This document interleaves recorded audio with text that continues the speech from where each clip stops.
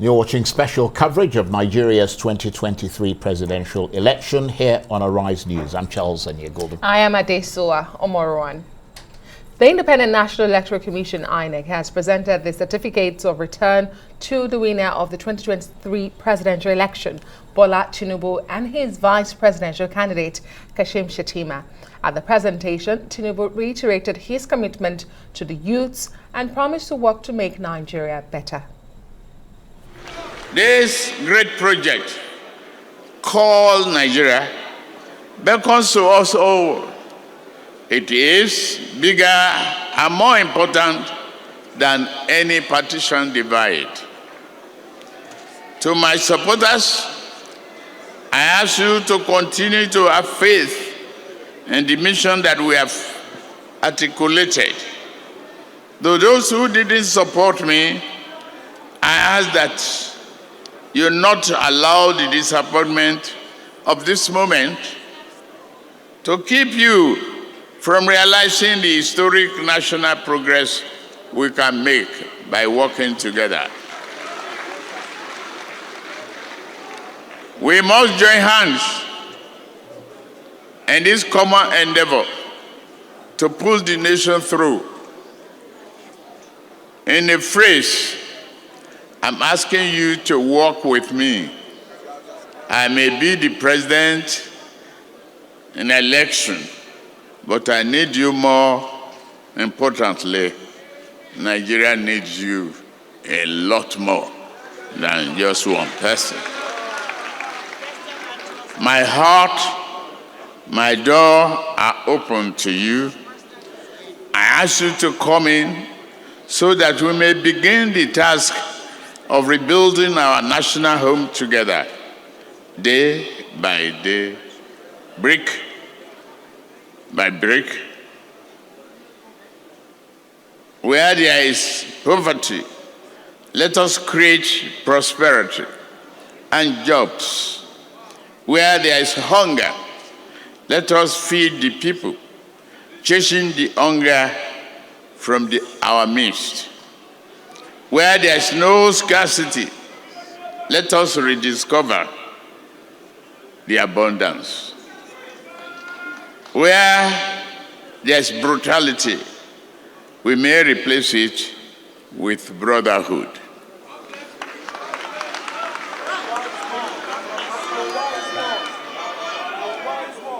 Where there is violence, stock the land, we may establish peace. Where others have erected temples to hatred and bias, we may reconstruct permanent monuments to compassion and abiding affection. History will record that this day as the moment when I officially stood before you as a president-elect. However, I would like to dedicate this day and record it as the moment that we vowed to come together to make Nigeria stand, shining forth as the beloved and brave republic that God created for all of us. We are committed to the progress, development, and renew the hope of Nigerians. God bless you.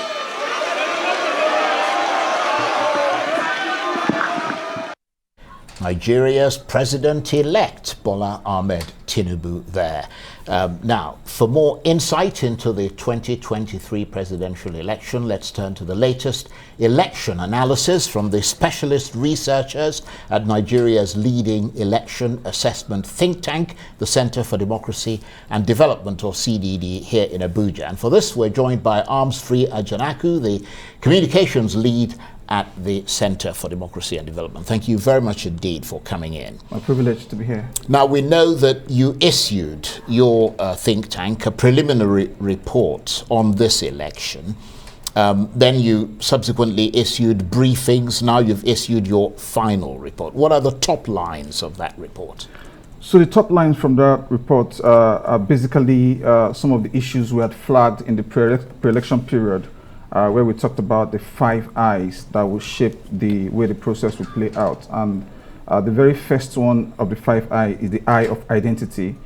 We have seen that identity played a huge, phenomenal role in the way this election has played out. And looking at that, we saw identity in 3 contexts: ethnic identity, religious identity, and intergenerational identity, wherein you had a new generation of voters interrogating the status quo and pushing.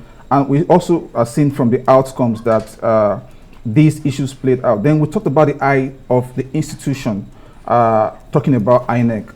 From our preliminary reports, the very first issue we flagged was the dismal logistics outing that INEC recorded in these polls, and the fact that the crisis communication from INEC did not really respond to some of the issues that started playing out in the process. So that allowed for a narrative that something untoward was happening with the process. And for us, looking at the elections, we believe that it was really a mixed bag. And if what the president-elect is doing now, trying to put up rhetoric that will calm frayed nerves and also reach out to the people on the other side of the aisle, is actually a reflection of a number of the issues we had flagged in the build-up to the election. We also made a very strong point about the role that online misinformation and disinformation has played in this election. And we have seen that playing out on social media in the kinds of narratives we have seen there, and the fact that the country is really divided, it's really polarized, and this has been another very strong issue that has shaped the election. Well, in your final report, actually, let me go back, because you just talked about identity. This was pre-election, and I wanted to find out if religious and ethnic sentiments played on that, the identity you're talking about, and how much of that did we see in this election? Because we did hear from all the candidates pre-election talking about the unity of the country and how, religion and ethnicity or region should not be the focus of the election. However, when you talk about identity, and as the researchers and the eye on ground, what did you see? So what we saw was that even where the candidates pretended that they wanted to be statesmanly, they wanted to rise above the fray, they still weaponized identity. They still used identity, especially ethnic and religious, to reach out to voters. In fact, the report... How did that manifest itself? Yeah, so how it manifested itself is some of the issues we saw playing out in places like Lagos.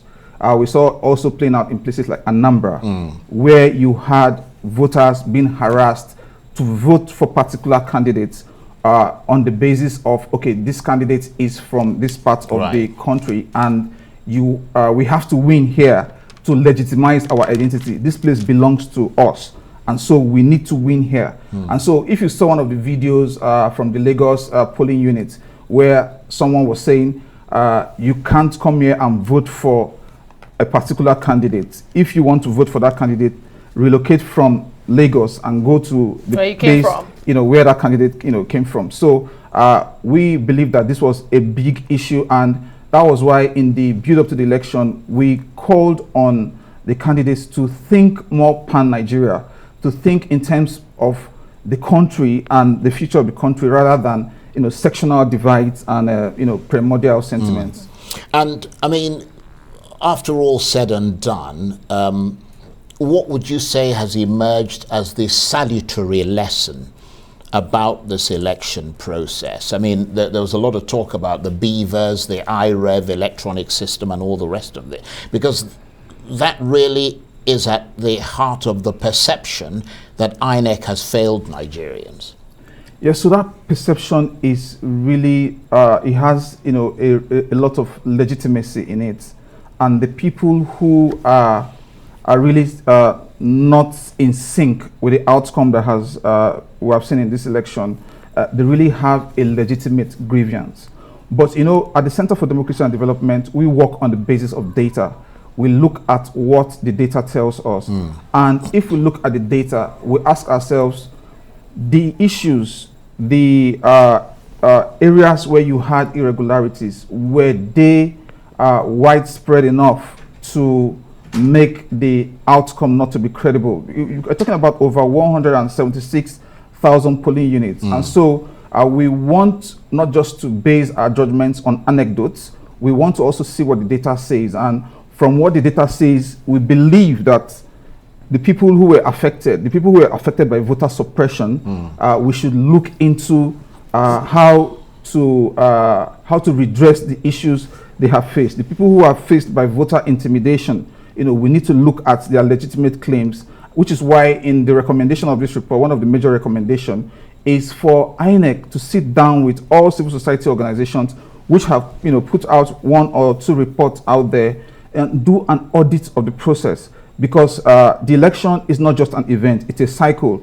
In a matter of a few days, we'll be talking about the process in the states, you know, what is going to play out in the states, and then thereafter we're talking about the off-cycle election. So we believe from the CDD that we need to be able to move forward with the fundamental lessons learned from here, and the only way we can move forward with those lessons is to be able to sit down with all the stakeholders, sit down with INEC. Where did you get it wrong? Why was it that on election day, as at the time polling was supposed to have opened, less than 50% of polling polls at polling units had opened? Why was it that when the IREF started having issues, like they later came out with a statement to say there were issues, why were they unable to do proper communication to allow the people know that these are issues that they are facing? And so you calm the nerves of people, unlike what now happened. They came in much later, where there were now narratives about the fact that INEC wanted to rig the process. And so these are some of the issues we believe that when we sit down as stakeholders, not just CDD, there were other civil society organizations that had their situation rooms. We'll compare the data, and then we'll be able to move forward with the key lessons learned, and also implement those key lessons, not just for us to sweep it under the carpet and wait for another electoral cycle, and then we are faced with the same problem. But we can also take some positives. This report also documented some of the positives. The fact that in the last 3 general elections, this is the very first time we are having a situation that the election was not postponed. We went ahead with the election. Some would say it would have been better to postpone this election than to go into what we had, with delayed arrival, long waits at the polling units, voting into the night, cancellation and all of that. Would it not have been better to have postponed? Yes, but even if you look at the last the general elections in which we postponed, we still had the same situations. We still had the same situations of voting into the night. 2015, we voted into the night. 2019, we voted into the night. So it shows that there is something fundamentally wrong about the logistics strategy that INEC has deployed over the years. And if we must move forward, and moving forward to a brighter future for the electoral process, I think INEC needs to rethink its logistics, because from what our experts even put together at the CDD, this has been something that has happened over and over again in Nigeria, right from during the National Electoral Commission under Humphrey Nwosu. It has always been a logistic issue. And one of the issues that was identified is the fact that INEC has to subcontract the logistic process, especially with transport and all of that. It is not in control of all of that. Now, when you look at also the architecture within INEC itself, the state, the resident electoral commissioners, that's the INEC offices across the state, also need to be held accountable, because all of the attention sits and focuses on INEC at the headquarters. We also believe that the state offices also need to do. That's a good point. Exactly, because they are the ones who, if INEC headquarters says bring 50 vehicles to move materials, they will end up bringing like 25. They also take, and there is an extent to which INEC headquarters can actually, push them to do certain things. So they are also the weak chain. Right. We see them as a weak chain Okay. in the logistics deployment of INEC. Right. Well, what are your thoughts about the level of turnout in this election? I mean, incredibly, shockingly low, wasn't it? I mean, I think it was just about 27%. What happened to those high expectations? Is it that an awful lot of Nigerians didn't fancy any of the people on the ballot, or is that INEC's voter register that was faulty, or is it that there was so much voter suppression, as some, the opposition have alleged, that people simply didn't get the chance to vote? For us, we think it's a multiplicity of these factors that you have mentioned. These factors definitely combine to produce the very disappointing outcome we saw in terms of voter turnout. If you look at the figures from 2019, look at the figures from 2015, you definitely have to come to the conclusion that Nigeria is experiencing democratic decline in terms of the people's participation in the process. And when you look at the humongous amounts that have been expended in ensuring that PVCs are printed, ballot papers are printed, the whole preparation, and you see this kind of figure, it is really, really, really disappointing. When I saw the figures yesterday, I was actually in the NTA studios where when the figures were released, and I shook my head, because how do we explain to the international community, our friends who have really solidarized with us, and also to know that in this election there are many other African countries that would be having elections this same year, Liberia, Sierra Leone, who have come to do what I'll call some form of internship. Absolutely. Yeah, from Nigeria to learn and to go back home and replicate. So we have not put up a good showing in terms of the turnout of voters, and I think also the cumbersome nature that the fact that the process was not seamless even on voting day. So PVC collection was not seamless. It was difficult. It was Herculean for many citizens. You come to the voting process, it was also not, this report, for instance, captured a situation in which you had polling units that had very few number of voters, and then you had polling units. In fact, in FCT, there was a polling unit that had an excess of 4,000 voters, and they had only 2 BVAS machines for the 4,000 people. And so you had a situation in which voters were sleeping in the polling unit just to exercise their franchise. And we also documented in our data situation in which many people waited on the queues for so long and they had to go back home in frustration. So these are, some of the key issues that have defined the process. And I also think that voter suppression played a role, especially in a place like Lagos, in a place like Anambra, where people use ethnicity to scare away voters. Insecurity also played a role.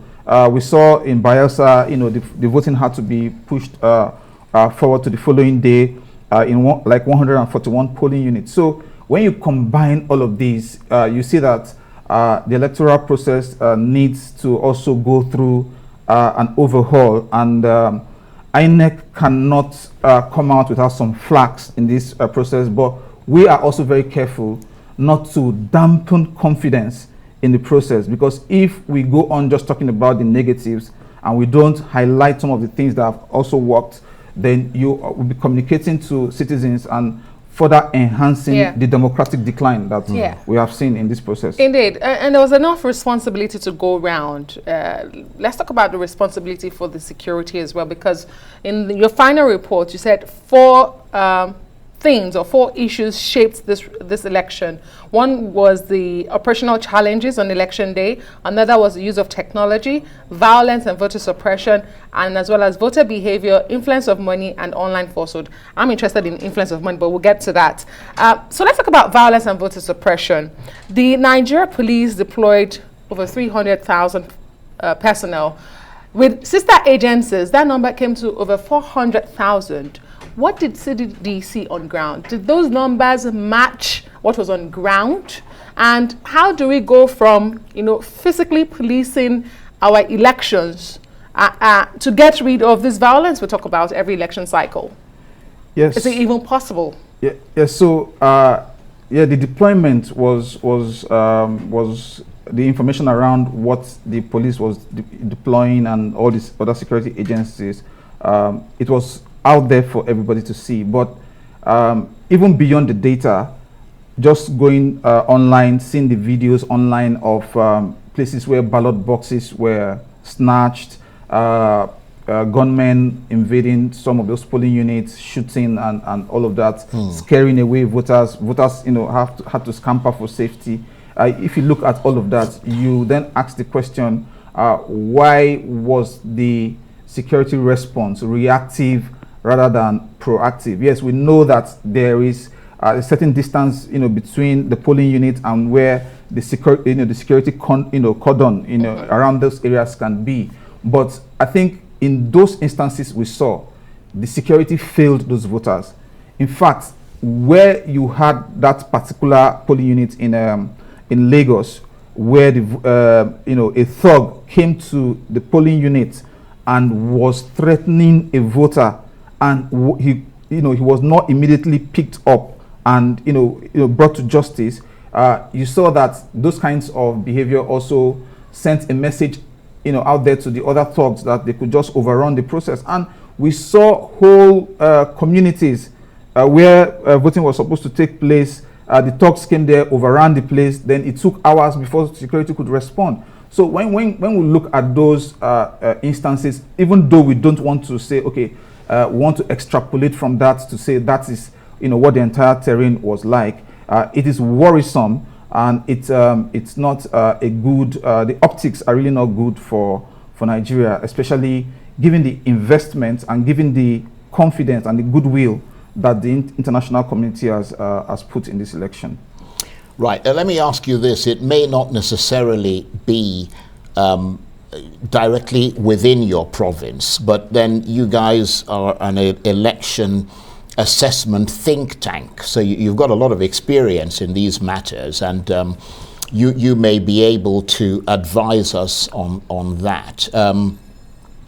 The Constitution stipulates that whoever emerges must gain the highest number of votes and also win 25% of 2/3 of the states in Nigeria and the Federal Capital Territory.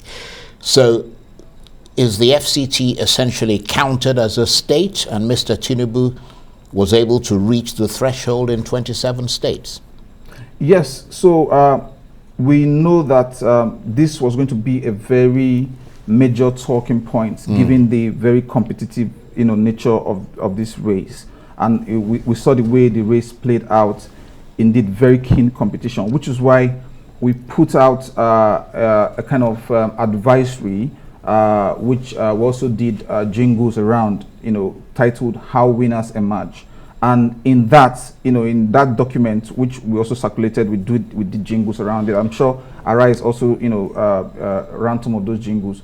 We made it very clear there that this, are the provisions, the 25%, and the FCT, was the FCT was, part of, those the 25%, we talked about. So the FCT is actually included, right? Yeah, in that. And I think from the numbers I saw, if you look at the FCT votes, maybe they could rig them up. You would see that the president-elect actually made 25% from what I saw there, because he had around 90,000 votes, and when you compare that to Peter Obi, who won around 200,000 votes and all of that. So I think that satisfies that requirement. Right. Okay. Interesting. Now let's go back to that issue that shapes the election. According to you, the voter behavior, but particularly the influence of money.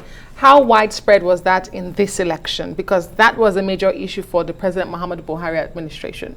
Absolutely. That was another major talking point in this election. And in this 14-page, very crisp and very very interesting report. It's your report. Yes. If you might say so yourself. Yes. Yeah, but it's very, why I said that is it's very easy to access. We didn't make it too complex, to read. It's a quick read that you can read in 30 minutes. when we look at that particular issue, our data here showed that yes, the influence of money was drastically reduced in this election.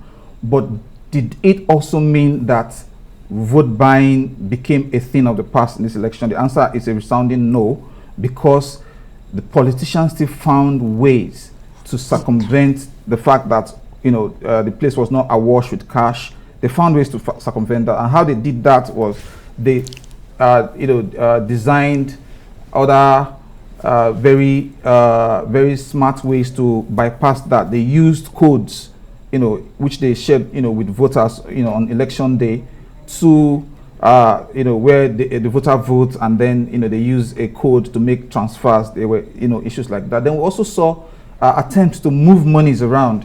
In Lagos, there was the arrest of a fellow who had around 32 million, on him, which the EFCC believed was for vote buying. We also saw the case in Rivers, where in the excess of around $500,000 was found with a House of Reps aspirant, I think. So the point is that voter inducement remained a big issue in this election, and some of the political parties also use things like foodstuffs. They use wrappers as means of voter inducement. So while the influence of money was drastically reduced as a result of the policy, there were ways the politicians still found to circumvent that.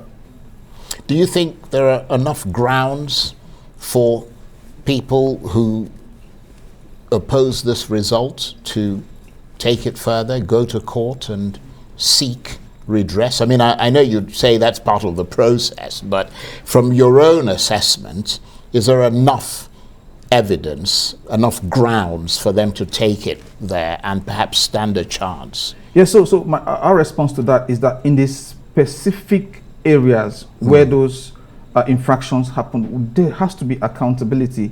The people who, for instance, lost their lives, they need justice. We have to give those people justice. So the people who were disenfranchised, we need to talk to them, and that is why it is soothing that the president-elect, when he picked up his certificate of return, was talking more in terms of let's build the nation, let's come together, trying to bring that message of unity, that message of healing. And I said yesterday in another outing that I expected the president-elect to speak directly to all the people in this process whose rights have been violated, right, who could not vote, who stood on the line. He needs to talk to them because he's now a president-elect of the whole country. But with respect to whether the political parties can go to court and all of that, we have already looked at it, and from our reports, from this same report, we made it clear that litigations, there will be a wave of litigations, around this outcome, because especially when it comes to the IREV, which was the major innovation that instilled confidence in the process, wherein people believe that with that level of transparency, they will be confident enough to accept the outcome. But the fact that it did not work well in this election has further dampened confidence and has further deepened the trust deficit that we have seen in our political process. Okay, well, let me just make a quick point, a quick reference to something you said before. You had mentioned, when you were talking about the FCT, you had mentioned that the APC had achieved 25%. Well, according to the figures that have just been forwarded to me, they actually got 18%. And the Labour Party got 58% and the PDP got 15%. Okay, but can we see those figures? Yeah, the figures are 90,902 for the APC, 281,717 for the Labour Party, 75,899 for the PDP, and the total votes cast was 478,652.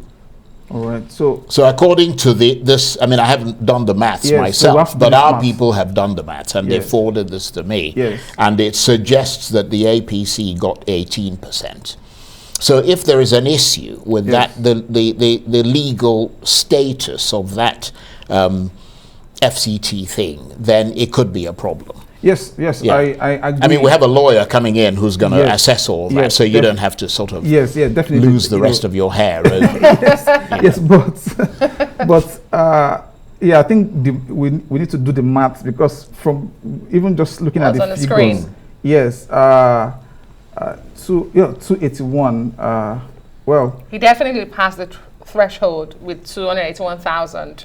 But when you go to the second closest, which is 90,000, yes, so it was be the percentage of that as against the entire vote cast, right? yes, To get the percentage. And then, of course, you do that same one for the PDP. But, you know, there you have it. Yes, But, you so- know, like Charles said, we'll have a lawyer figure that out. But I wanted to Yeah. ask you, and I guess in rounding up, you've talked about the challenges you're seeing on the field, you're proffering solutions on improvement.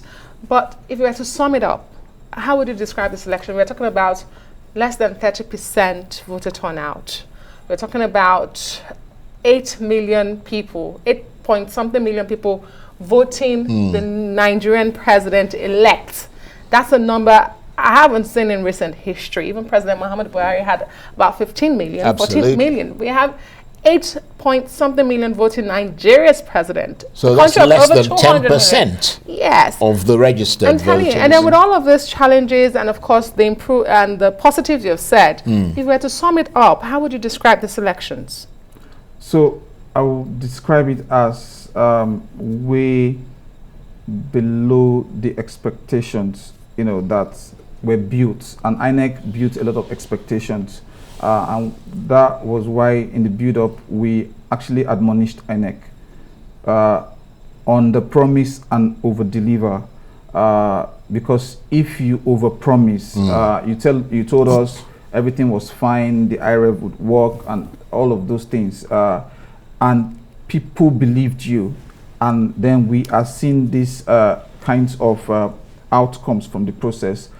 It doesn't really inspire so much confidence. And also, I think the president-elect recognizes that, which is why he's talking about unity, he's talking about, because the legitimacy, I'm not saying the elections don't have legitimacy, but The credibility. yes, the level of acceptance, you know, which is why you can't fault those who are raising questions. You go on social media, you know, the young people are saying this is another rip-off, the process was rigged, and I think that ties into the, I think you asked the question on online misinformation and the role it's also played in this election, which is the fact that this election was a mixed bag.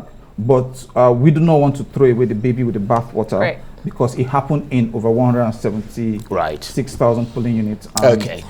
you can't just throw all that away, that it didn't work at all. Well, we have to commend you for the work that you've done and the work that you consistently do. I mean, I think you guys are a vital part of the process in this country. So thank you very much indeed.